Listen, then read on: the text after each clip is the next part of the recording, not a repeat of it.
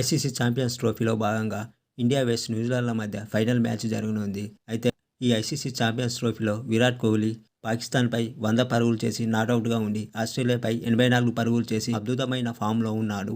అయితే న్యూజిలాండ్తో జరిగే ఈ ఫైనల్ మ్యాచ్లో విరాట్ కోహ్లీ ఛాంపియన్స్ ట్రోఫీ చరిత్రలో అత్యధిక పరుగులు చేసే ఆటగాడిగా నిలిచే అవకాశం కనిపిస్తూ ఉంది.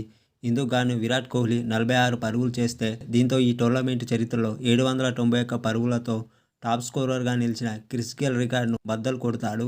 విరాట్ కోహ్లీ ఇప్పటి వరకు 17 మ్యాచ్ల్లో 746 పరుగులు చేశాడు. ఇందులో ఒక సెంచరీ, 6 హాఫ్ సెంచరీలు ఉన్నాయి. అయితే ఛాంపియన్స్ ట్రోఫీలో క్రిస్ గేల్ 790 పరుగులు చేయగా విరాట్ కోహ్లీ 746 పరుగులు చేశాడు. మహిళా జయవర్ధనే 742 పరుగులు చేశాడు. శిఖర్ ధవన్ 701 పరుగులు చేశాడు.